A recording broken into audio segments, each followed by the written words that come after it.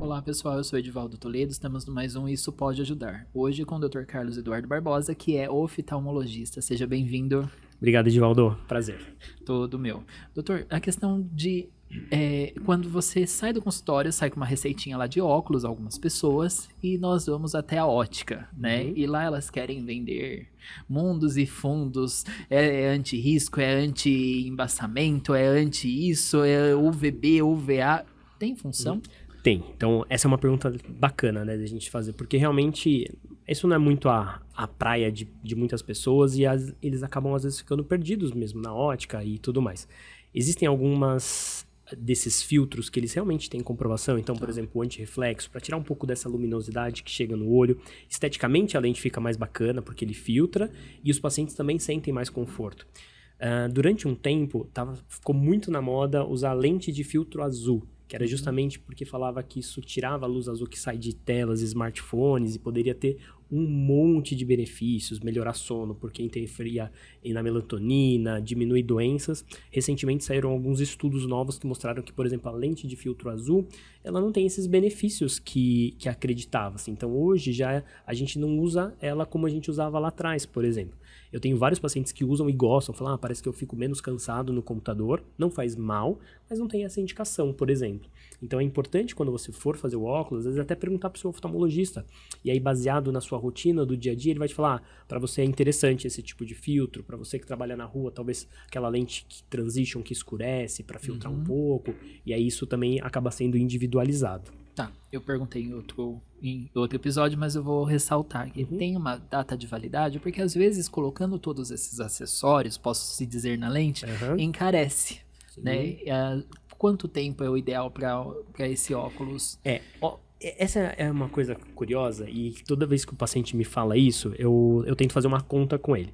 Óculos não é barato, de fato, principalmente quando você usa óculos multifocal, depois dos 40 anos, as lentes acabam sendo mais caras, mas se você dividir o valor que você paga pelo tanto que você vai usar o óculos, o valor é muito pequeno, entre aspas. Eu digo, por exemplo, hoje eu tô com essa camisa. Se eu usasse óculos, eu estaria de óculos. Amanhã essa camisa vai estar lavando, mas o meu óculos vai estar comigo de novo. No dia seguinte, de novo e de novo. Então, esse é um investimento, claro, dentro das condições de cada um, que vale a pena você ter um óculos bom. Então, com uma armação que seja confortável no seu rosto, com uma lente que seja adequada. O objetivo só é que você não faça coisas que para você não faz sentido, né? E de repente um monte de não sei o que, tal, e que não vai ter nenhum benefício para você. Esse é o cuidado que é importante você ter quando você vai adquirir os seus óculos. E aí a importância de procurar uma boa ótica, de confiança. Para o público 60+, que é a primeira vez que vai utilizar o óculos, tem algum tipo de recomendação em relação às lentes? Tem que ter algum item? Tem. E aí, então, quando a gente fala dos óculos multifocais, que normalmente são esses óculos que a população mais idosa usa, você vai numa ótica e existem lentes que custam R$100 até lentes que custam R$5.000. Não são iguais, obviamente. E o que mais muda entre elas é o campo de visão. Então, as lentes que são mais baratas, normalmente ela tem um campo de visão muito restrito, que o paciente vai enxergar nessa posição. Se ele olhar um pouquinho de lado, ele já não enxerga. E aí, conforme a lente vai melhorando, ela acaba tendo um campo de visão maior. Então, talvez para eles seja mais importante eles tentarem investir numa lente que tenha um campo de visão maior do que nesses filtros todos que existem essas opções, entendeu? Se ele tiver que priorizar, porque vai dar muito mais conforto no dia a dia dele, um campo de visão maior, facilitar a adaptação dele ao uso do óculos multifocal. Tá, perfeito. E as cirurgias refrativas? O que são? Para quem é indicado? Quem são esse público que pode se beneficiar com Legal. isso? Então, a cirurgia refrativa é justamente para essas pessoas que não querem mais saber dos óculos, né? Então, através dessa cirurgia, a gente consegue corrigir tanto a miopia, quanto o astigmatismo, a hipermetropia, tentando entregar mais independência aos óculos para os pacientes. Aqui entra um parênteses que é muito importante, né? Quando a gente opera, o paciente faz cirurgia refrativa, não significa que nunca mais ele vai precisar colocar um óculos no rosto. Ele vai envelhecer, com o passar do tempo, pode ser que em algumas situações ele precise usar óculos, mas o objetivo é a gente tentar deixar ele a maior parte do tempo sem essa necessidade. Nem todo paciente é um bom candidato à cirurgia refrativa. Então, existem basicamente 3 pré-requisitos que o paciente precisa. O primeiro deles é a estabilidade do grau, né? Então, quando a gente opera, o laser ele corrige o grau que o paciente tem hoje. Se o grau desse paciente está mudando, eu operar ele hoje, o ano que vem ele está precisando usar óculos de novo. Normalmente essa estabilidade acontece depois dos 21 anos, que é então o corte que a gente faz, a gente dificilmente opera pacientes abaixo disso. E as outras duas coisas que ele precisa ter é uma córnea, que é a parte da frente, a tampinha do olho, transparente, com um formato regular e uma boa espessura. Passando nessa peneira, ele se torna um bom candidato para cirurgia refrativa. Entendi.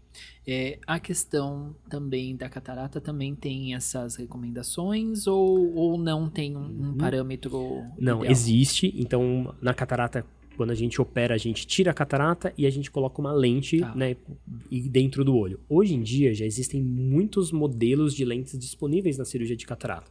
Até as lentes tradicionais, que já vai melhorar a visão, mas que o paciente certamente vai precisar usar óculos depois, até lentes trifocais, que vai garantir uma boa visão para o paciente, tanto para longe quanto para visão intermediária, computador e perto, sem precisar usar óculos. Isso é avaliado na avaliação pré-operatória. Então, antes do paciente operar, a gente vai conversar com ele, entender qual é a rotina, né? Por exemplo, um paciente que é motorista, ele tem uma demanda visual diferente de uma paciente que é uma costureira. Eu preciso priorizar para ela a visão de perto, para o motorista a visão de longe. Então, tudo isso daí faz parte dessa avaliação. Quando a gente passa pelo especialista de catarata, ele vai avaliar isso.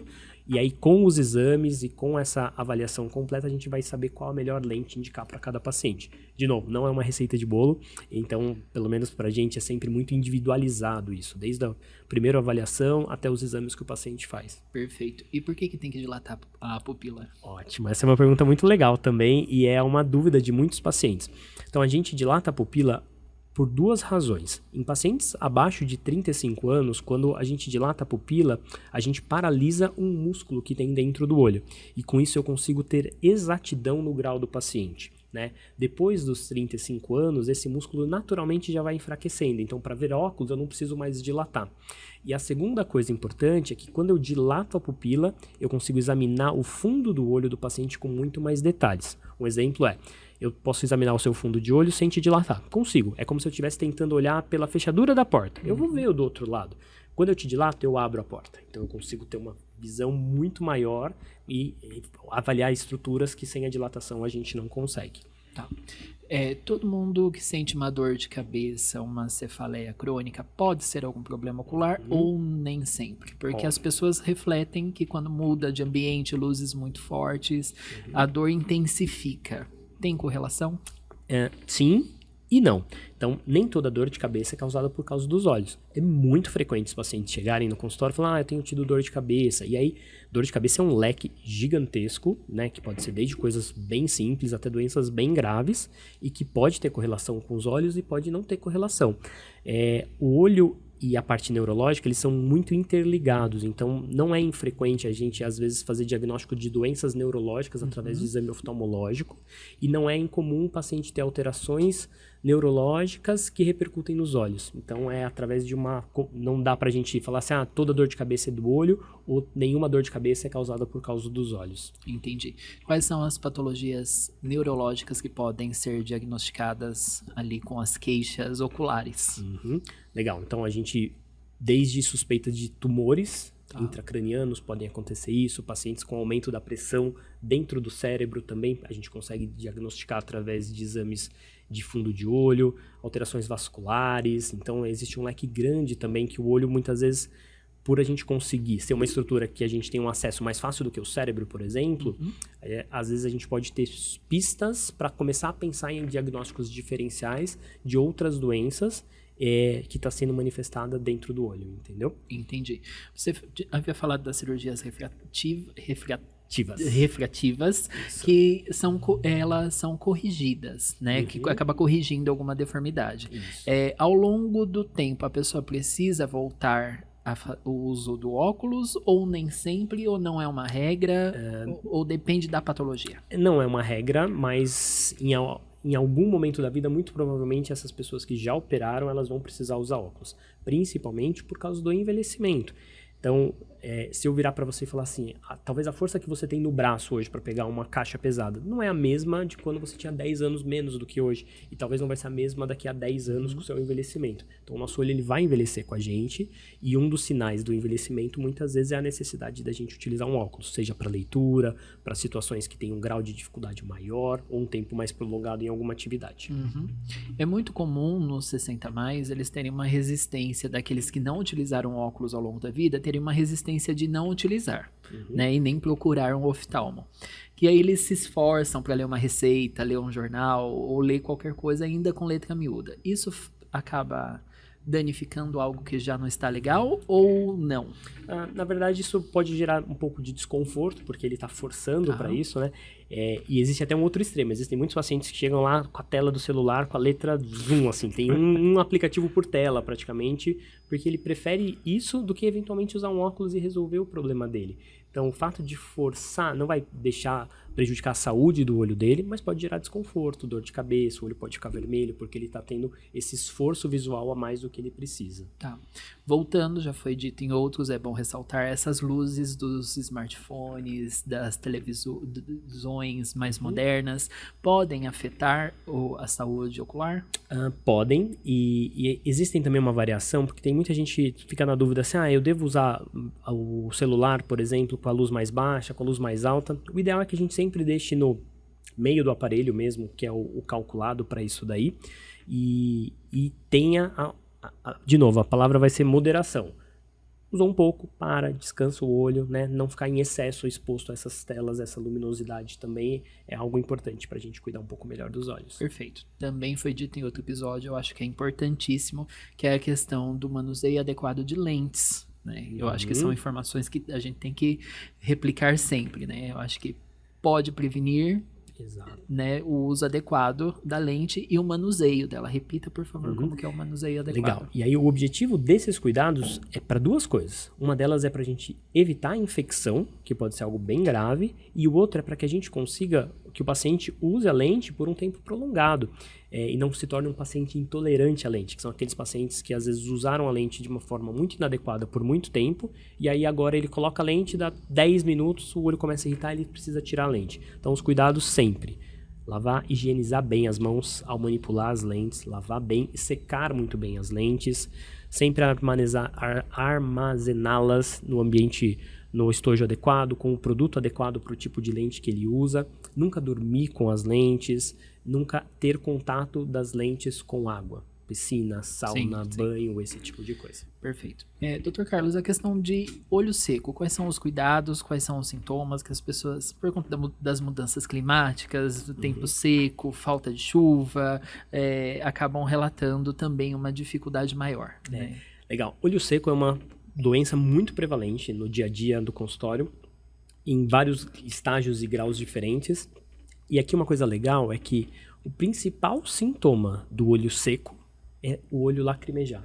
E aí isso é difícil dos pacientes entenderem, que ele fala assim, meu olho lacrimeja muito. E aí eu viro para ele e falo, você está com o olho seco. Ele, não, eu estou lacrimejando muito, não tem como meu olho estar seco. E na verdade o que acontece é uma doença multifatorial, que tem inflamações, e aí o nosso mecanismo de defesa, quando o seu cérebro detecta que seu olho está seco, ele fala o quê? Vou produzir mais lágrima. E ele começa a causar esse lacrimejamento, porque essa lágrima é uma lágrima inadequada. Ela não consegue reparar o que ela precisa reparar e vira um círculo vicioso. Então, normalmente, o que o paciente mais percebe é essa sensação de ardor, o ressecamento e o lacrimejamento. E aí a gente trata de várias maneiras, desde o uso de lágrimas artificiais, em alguns casos o uso de anti-inflamatório, melhorar algumas coisas de ambiente, então diminuir ar-condicionado, hidratar melhor, a hidratação oral mesmo, tudo isso daí contribui para a gente melhorar esses sintomas. Certo. Ao longo do tempo, acho que é natural as pessoas falarem que a vista está cansada. Isso é natural ou as pessoas usam esse termo de forma popular mesmo? Não, isso é comum. Por quê? Uma das coisas que faz a gente enxergar é um músculo que a gente tem dentro do olho, para perto, que quando a gente precisa dar o zoom, o foco, ele trabalha e a gente consegue. Esse músculo, ele funciona muito bem até os 40 anos. Depois disso, ele começa naturalmente a enfraquecer e ele vai enfraquecendo a cada ano que passa. Então, é muito frequente os pacientes que às vezes nunca precisou usar óculos quando era jovem e depois dos 40 ele fala, agora eu preciso Para ver de perto eu tenho que esticar a mão, porque aqui eu já não consigo mais, que é a famosa vista cansada ou presbiopia. Tá, isso tem um tratamento, tem uma adequação, o uso de óculos. Normalmente a gente usa óculos e aí ele vai aumentando esse grau até o paciente chegar nos 58, 60 anos, que daí ele já, entre aspas, piorou tudo que ele tinha para piorar e aí esse grau estabiliza. Mas dos 40 aos 60 é comum que esse grau vai aumentando por causa do próprio enfraquecimento desse músculo. Perfeito. Dr. Carlos, eu vou chamar o meu intervalo e voltamos já. Olá, o creme Geriaderm AGE é o segredo para uma pele radiante e rejuvenescida. Você sabe o porquê? Especialmente desenvolvido para atender às necessidades da pele madura. O creme Geriaderm AGE vai além da hidratação tradicional. Com uma combinação poderosa de hidratantes e nutrientes, o creme Geriaderm AGE, ele penetra profundamente para nutrir a pele de dentro para fora, reduzindo a aparência de linhas finas e rugas. Sua fórmula avançada ainda ajuda a fortalecer a estrutura da pele, promovendo elasticidade e firmeza. Dê adeus à pele seca e à pele sem vida. E dê as boas-vindas a uma pele visivelmente mais jovem e mais saudável. Você encontra o creme Geriaderm AGE da DV Pharma em uma farmácia mais perto de você. Para saber mais, acesse advpharma.com.br.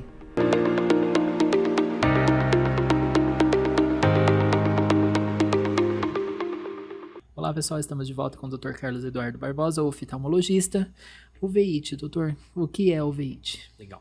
Então, o veite nada mais é do que uma inflamação que acontece dentro do olho.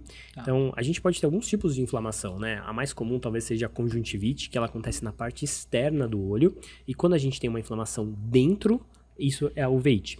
Ela pode ser causada por várias coisas, desde doenças infecciosas, sífilis, toxoplasmose, um monte de doenças reumatológicas e em alguns pacientes, às vezes ela aparece de uma forma idiopática. A gente vira o paciente de cabeça para baixo para rastrear outras doenças e não encontra nada.